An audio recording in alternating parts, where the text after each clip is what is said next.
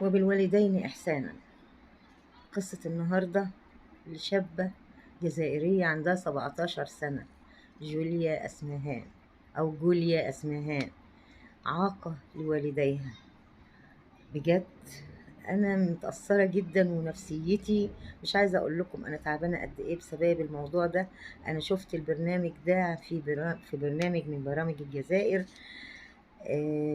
الأم والأب راحوا علشان يسألوا على بنتهم أو يناشدوا بنتهم من خلال البرنامج ده. تعالوا شوفوا إيه اللي حصل وإيه اللي هيحصل وإيه اللي بيحصل.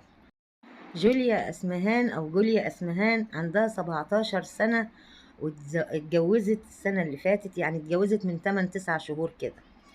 أبوها وأمها جوزوها والحمد لله وسطروها. وطبعا كالعادة كأننا كلنا مسلمين وكلنا ناس بنربي ولادنا، بعد ما بنتهم اتجوزت بيروحوا يشوفوها الأم والأب. فراحوا الزوج طردهم مرة واتنين وتلاتة. الأم منهارة وهتتجن، ازاي عايزة اشوف بنتي، عايزة اطمن على بنتي، فمش عارفة توصل لبنتها بأي طريقة إن كان. وطبعا بنتها في كل القنوات الجزائرية طالعة تفضح في أمها زي ما قلت لكم في البداية، وبتتكلم على أمها بطريقة وحشة. وطبعا احنا عندنا آية كريمة بسم الله الرحمن الرحيم وبالوالدين إحسانا. يعني أنا مش عايزة أقول الآية القرآنية كاملة علشان لا ربما أتلخبط في جملة أو في حرف، فده حرام عليا. وزي ما قلت لكم إن الأم والأب بيروحوا يشوفوا بنتهم بعد جوازها بينطردوا، وتكرر الموضوع الطرد ده أكتر من مرة. فطبعا بقوا محتارين يعملوا إيه، فلجوا لإيه، راحوا لبرنامج تلفزيوني جزائري اسمه عشت وشفت مع الأخ يوسف. طبعا يعني البرنامج ده مشهور ومعروف وكل العالم بتشوفه. فطلعوا عشان يناجوا بنتهم وجوز بنتهم عشان يرحموا قلب أم وأب مقهورين على بنتهم وعلى بعدها عنهم. ما هوش عيب ولا حرام. وطبعا مفيش مناجاة، الناس كلها طالعة من البرنامج تبكي وتنادي جوليا أسمهان ارجعي لأمك. يعني أنا عن نفسي بكيت لما شفت البرنامج. وبعد كده بعديها بكام يوم الست جوليا شافت طبعا البرنامج، فاتصلت بالبرنامج، ما راحتش اتصلت بالبرنامج.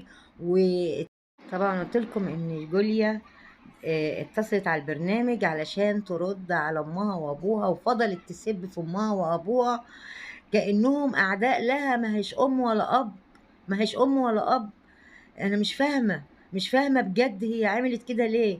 والضربه القاضيه ان اللقاء او الحديث ده اللقاء التلفزيوني في مكالمتها التليفونيه كان يوم عيد الام اللي هو امبارح.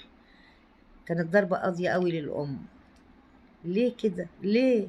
دي امك ثم امك ثم امك، امك اللي شالتك، امك اللي شالتك 9 شهور في بطنها، امك اللي رباتك، امك اللي سهرت عليكي. ليه تعملي كده؟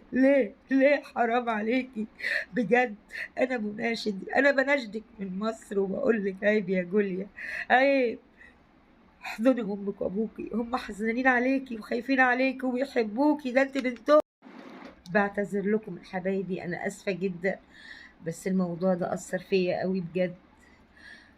قلبي على ولد الفطر وقلب ولد عليا حجر. مش عارفة هي بتقاسي الأم بتقاسي قد إيه، مش عارفة. ده عذابك في الدنيا وفي الآخرة يا جوليا جامد قوي. خافي من ربنا، جوزك هو مش هيبقى هو سندك، ده أبوك وأمك هم سندك بعد رب العالمين. ربنا يهديها وترجع لأمها وأبوها في حضنهم وتعتذر لهم وده يسامحهم عشان هما يسامحوكي. لو حصل لك حاجة هيبقى بسبب أمك وأبوكي، صدقيني.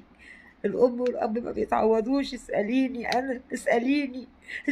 عن الأم والأب، رغم إن أنا كبرت ومعايا ولادي، بس أمي وأبويا كانوا حاجة تانية بالنسبة لي.